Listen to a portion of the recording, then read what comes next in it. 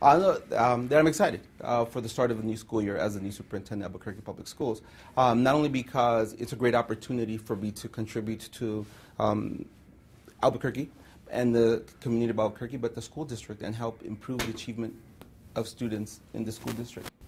And so for that, I'm really excited. But more importantly, because I'm a parent now in the Albuquerque Public Schools, and to be able to have my children, my child in the school district is really, really special. He'll be starting this year in kindergarten, and so I'm excited about that too. So then, I guess, what did you see as kind of the biggest challenge you've got facing this? Academic achievement. It's one of those data points that you can't ignore, right? The achievement of students, graduation rate, attendance rate, dropout rate, all of those things, the ratings of schools, all of those things are key data points that will be important for me to address coming into the school district to make sure that we prepare teachers appropriately, that we have the right resources for students, and that schools feel that they are being supported by central office to do the work they need to do. Yeah. So the obviously one of the biggest things, there was a big campaign after 2013 graduations came out. Graduation rates came out, said 73.3% and climbing. The next year we saw graduation rates actually drop a little bit according to the way that APS calculates them, down to 67%. Obviously, there's always challenges with big school districts such as this. Right. What did you think about that graduation rate, 67.1%? Well, it is low. It is a challenge that all urban districts have to deal with, but it is low and something that needs to be addressed. And so when we look at why students are not completing within the 4 or 5 year span, we need to look at not only the work that's been taking place in preparing teachers to support students, the rigor of the instruction that they are receiving, but also the quality of the interventions to make sure that as students begin to fall behind, that we can identify where those places are, and we can shore up that gap. And so we need to start looking at interventions very early on, but also we need to start early. Early education is a key goal of mine, to make sure that we as a district really address it. And I know that the state has tried to address it. The legislature has tried to address it, but I truly believe that it is something that we in Albuquerque Public Schools need to address, because many of our students start out behind, and it's really difficult for teachers to catch them up. And the further and further behind they get, it's even more difficult for teachers to catch them up. So it's really important that we address that. Are parents going to notice anything different specifically now that you've come into this position? Are they going to notice anything different on day one, you think? Well, on day one, some of those things, and I wish I could tell you that I can take credit for some of those just coming in, but a lot of it is that transportation is going to be in place. So that was something that the district has been working on. Ruben and his team have been working on that for months. But one thing that I think will be different this year is that because we do have in New Mexico such a teacher shortage, Albuquerque gets impacted even more. So one of the things that we are doing this year, we are asking our teachers who are not in classrooms, some of our administrators, many who are here in central office, to become the classroom teachers during the period of time that we need to hire new teachers and to bring in more substitute teachers. So that's the one unique difference that they will see, that all classrooms will be fully staffed. Well, and obviously, I have to ask you about this. Some people might say... Actually, I apologize, Chris. Could you grab that pack? I'm just getting a little bit of breakup. Here. Sure. Is it okay if I clip it right here? I should be okay, yeah. Okay. Yes. Okay. So, yeah, obviously I've got to ask you about it. New Mexico PoliticalReport.com put out an article talking about a apparent text message that was sent between, the story goes, between you and Don Moya, thinking that you were sending the message to Hannah Scandera. Mm-hmm. Did you write that message? I did. I did write that message, and I in error sent it to Don Moya. Why did you do that? Well, why would it's part of a personnel matter, and so that is the reason that I can't comment further on that, other than to acknowledge that I did send that text message. I think some people would want to ask, and you read the comments online, people say, is that appropriate for a superintendent who's so new to this district as well to do something like that? Well, taken out of context, I completely agree. If one understood the full context of why that text message was sent, that would be different. But unfortunately, because I can't comment, I did not send it out publicly. That was a decision that Mr. Moya made to share it with the world. So you might need to ask him.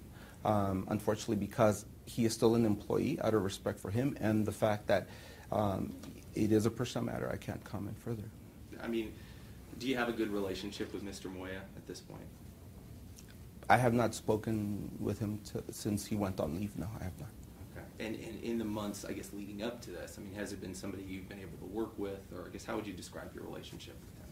It's been fine, as far as I was concerned. Is there anything you want people to know about this? I mean, obviously, it's kind of thrust you in the middle of this is a big position, a very political position, the biggest school district in the state, and Right. Well, the one thing I do want is to let the public.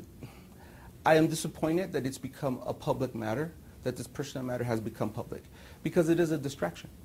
Right. The focus really should be for parents on their children, making sure that the first day of school is a good one.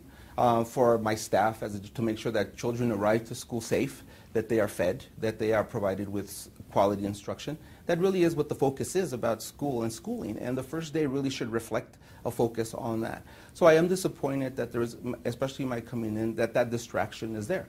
And so for me, by addressing it quietly and bringing it to a conclusion so that we can all return to the work at hand is my goal, right? And that includes Mr. Moya. And do you anticipate going on any kind of leave yourself because of a personnel investigation?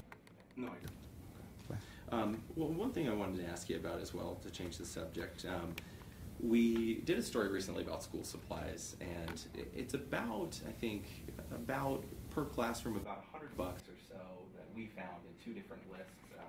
Specifically, we went to, I'm sorry here, we went to a couple like Ventana Ranch School and elementary school. Okay. We also went to a middle school. We pulled their lists and basically went shopping for them.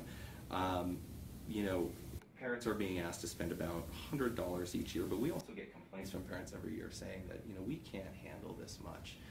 Has it been something that you've looked at as well, just how much are parents spending on school supplies? Yeah, you know what, Chris, I recently learned about that, about the monies that parents contribute to their classrooms and to schools even, and even at the high school level, fees and that sort of thing. So it is certainly an area that we need to revisit.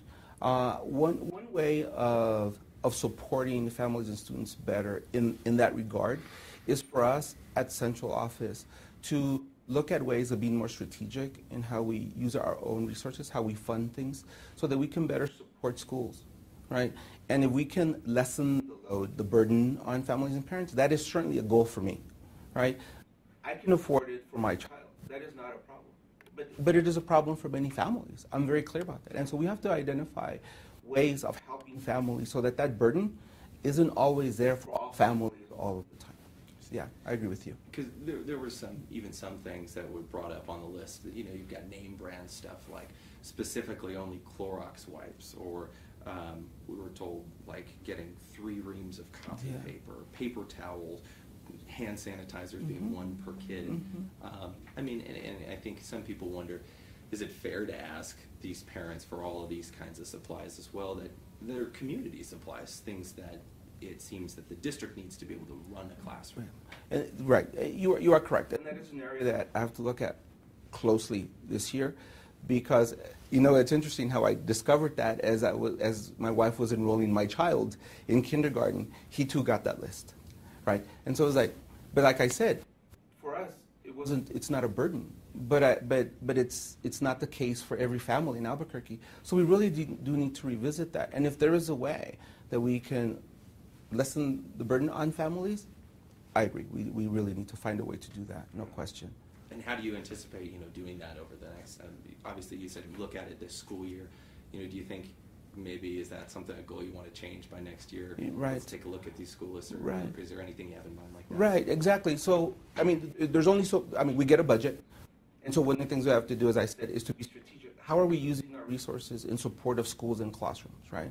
So are there areas where we can actually say, we don't need to continue to support that, or we don't need to expand that, because it would be better to realign our finances to better support this, so that parents don't have to necessarily buy all the pencils or all the crayons or all of those things that I saw on my list, including the Clorox wipes, right?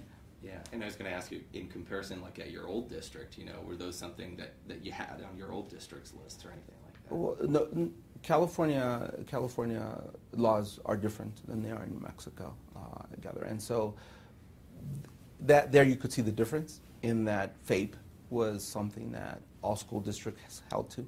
So we didn't do that. But that's when, as I said earlier at the beginning of our interview, understanding laws and policies is something that I have to learn to make sure how we can best address issues as they arise, like the one that you've identified. Chris, last question, because we're at 43. Sure thing. And the other thing, just one question I thought about too, was that you see a lot of teachers actually going to, say, websites like GoFundMe.com, public funding, because they are at the point at maybe midway through the year, some teachers towards the end of the year, where they are out of these supplies, the district doesn't have the money to buy them, and I don't think that teachers necessarily feel right about going to their parents and saying, what do you think about that when teachers are going to these websites to get these? Right. I think it's the same conversation, right? That is really, how do we best support schools and classrooms? That's really the question. And inside of that question is, how are we using our resources to better do that? I know where I come from in California, donations do come through websites for teachers, but that's usually for additional, right? Not for the staple in the classroom. It's, I want to buy additional iPads for my class, for example. Like Donors Choose is an example of a website in California. And so that is one way in which the extras can be obtained by classroom teachers or by schools. But when it comes to the staples, that is a different conversation, and I think we really need to look at that more closely. And I can't tell you that I have the answer, but one of the things that we have to do is to make it part of our conversation around how are we going to best support schools in the future. All right. Well, thank you very much. Thank you. Pleasure meeting you. Yeah, you too.